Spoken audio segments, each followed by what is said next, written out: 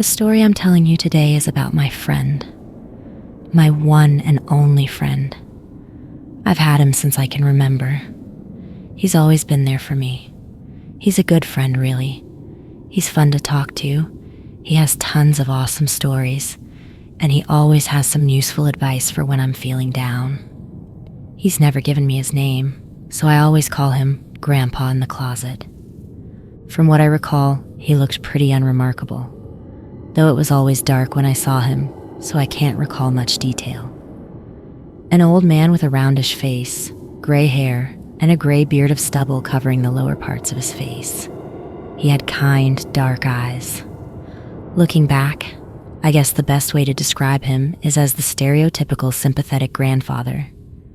The kind of old man that isn't grumpy or constantly complains about how the young ones are doing everything wrong and how everything used to be better in his time. I mean, the kind of old man who greets you on the street, always seems to have a smile on his face and is always full of jokes, awesome stories from his youth, and the occasional useful life lesson. Needless to say, he didn't strike me as harmful, not in the very least. Had I been my current age of 20, I would have found it odd that he seemed to appear out of the darkness of my closet and would sit by my bed in the night. I would have had my questions about why he appeared around 3 a.m. to wake me up every night and talk to me, and I would have been unnerved by why it never wanted me to put on the light. But I was only 7 by then. I used to enjoy those conversations. He was always full of interesting tales and funny jokes, and when we were really bored, he always had a few riddles for me to solve. Back then, I was never scared of either of them. Every time I went to bed, I looked forward to being awoken by the man. He was my best friend back then. I was always a lonely kid, you see. I was never picked on or bullied or anything. In the beginning of my school days, I was even asked by girls and boys from my class to come play at their place or vice versa like any other kid. But every time they would ask their parents, those grown-ups seemed in a hurry to get their children away from me, giving me a cold glare in the process. This was strange, because being a pretty close-knit Christian village I lived in, everyone seemed to know each other, and everyone often visited each other. The only ones being left out were me and my family. I often wondered why they did that, but I didn't mind. I didn't need any friends anyway. My one and only friend came out of my closet at night. Another peculiar thing was that my parents never discouraged my obsession with what most other parents would stamp as an imaginary friend. I don't remember them ever lecturing me that I should get out more and start making real friends. Quite the opposite, actually. As far as I can remember, they were fascinated by my stories about the kind old man, asking me strange questions about how I felt in his presence, and asking me specific details about our conversations. They often encouraged me to talk to him and seemed overjoyed that I was taking a liking to my mysterious visitor. Over the years, however, things started to change. I was 14, I think. By then, I was already longing for friends on the outside for quite some time. Problem was, I was dangling at the bottom of the school's social ladder. I was obviously a weird kid.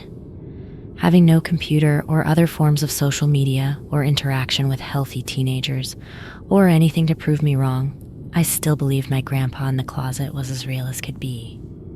I had my doubts one night when I asked him if he was real. He replied by simply picking up a random object on my desk, I believe it was a pen, and placing it next to my pillow. When I woke up that morning, the pen was still there. That was enough proof for me that Grandpa in the closet was real and not some result of lucid dreaming. Nonetheless, I started asking my parents why none of the other grown-ups in the neighborhood seemed to want me to interact with their children. Questions they usually dismissed in a most briskly way with answers such as, "Because they aren't worthy," or, "Does it matter? You don't need them." Had I heeded their words, I have no idea how things would have ended now. But I do know that one innocent family would have been spared from a terrible fate. that time, there was a new boy in my class. He had just recently moved into town into a house very close to school and was a bit of an outcast, knowing no one, being an eccentric dreamer, and coming from a family of non-Christians.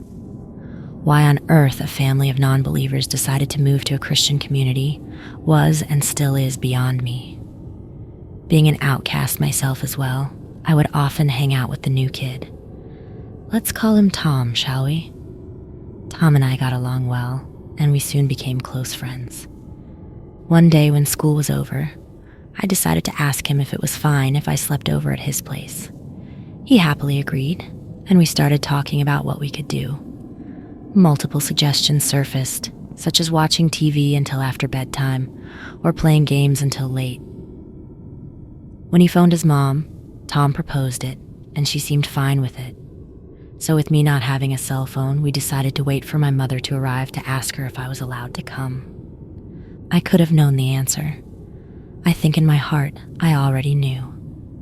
But I was still disappointed when my mother answered with an absolute, "Not in a million years," grabbed me by my arm, pushed me into the car, got in herself, and drove away, not even giving Tom as much as a second glance. Naturally, I was pissed. I just didn't understand why they wouldn't let me have this one chance to finally make another friend. I protested the entire ride home until my mother shut me up with the threat that I'd be in for some punishment if I would say one more word about it. That evening, the atmosphere during dinner was different. My mother was awfully quiet and seemed much more focused on the food than anything else. Whenever I did the same, I would find her exchanging looks with my dad or glaring at me in silence, only to quickly resume her dinner once she noticed I was onto them. My father was very touchy and would yell at me for the slightest things, such as not eating with a knife and fork or accidentally spilling some sauce, things he otherwise wouldn't even notice.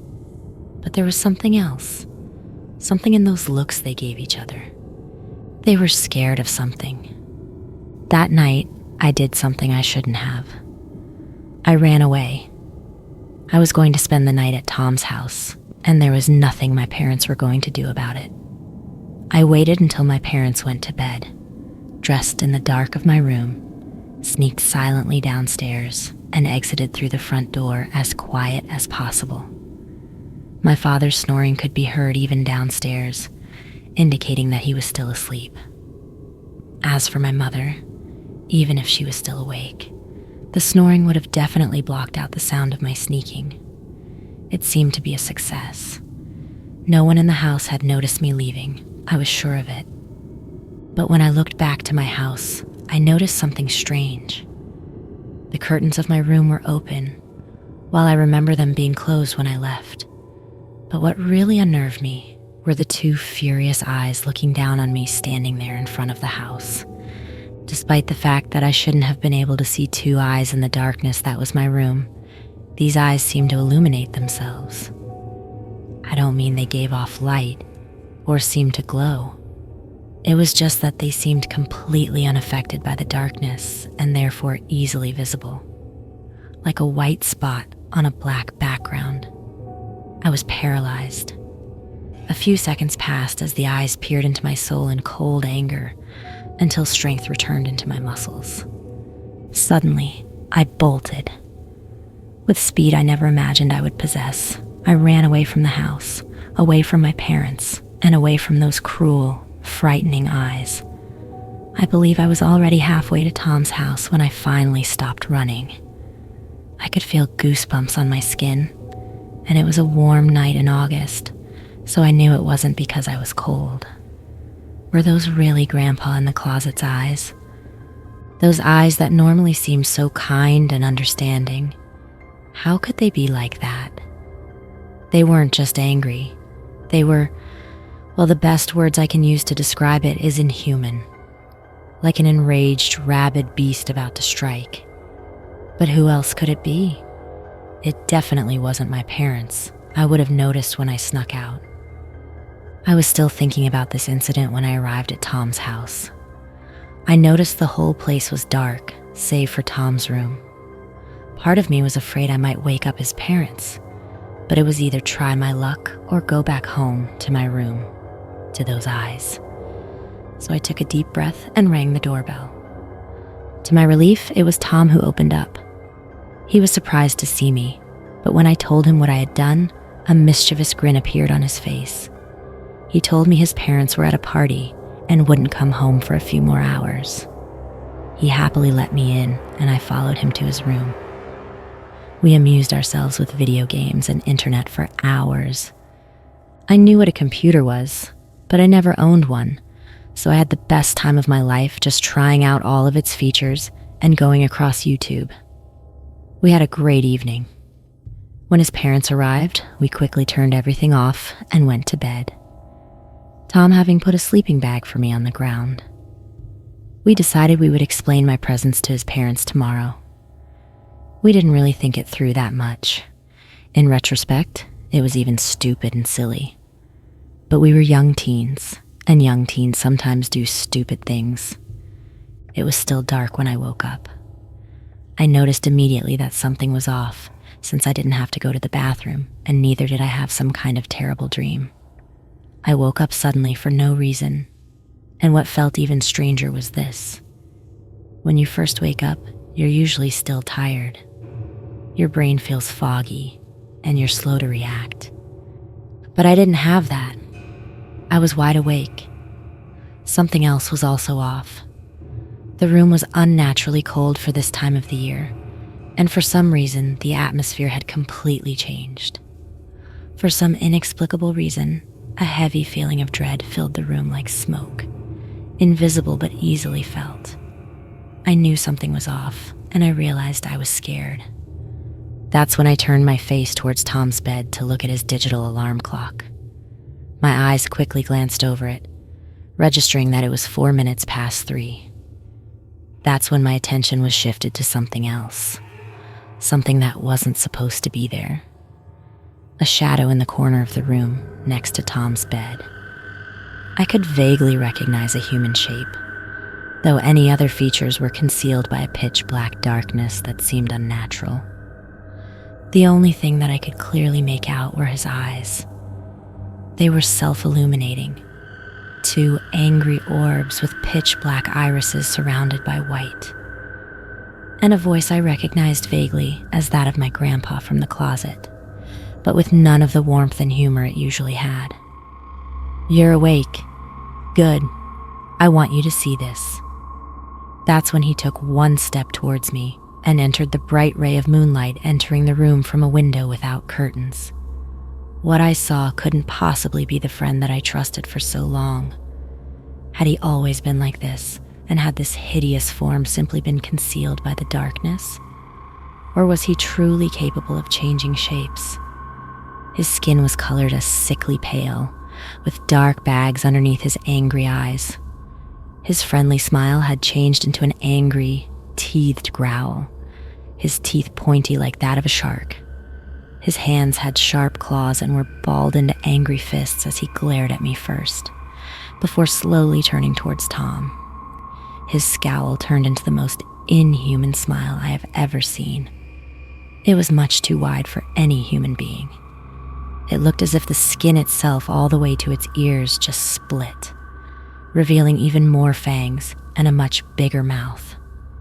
I was paralyzed with fear as he lifted Tom out of his bed by his head, needing only 1 hand. Tom looked at me, grinning. He was smiling. He kept smiling as the monster put him down on his feet again and placed both his hands on his head. He didn't bat an eyelid as the beast sunk the claws of both its hands into his scalp. And I will never forget the sight of Grandpa in my closet, ripping the still smiling Tom's head in 2. The boy's toothed grin splitting in 2 as the monster kept looking at me silently, its eyes now filled with malicious glee. When Tom's body dropped on the floor, the dull thud it produced somehow reawakened my muscles.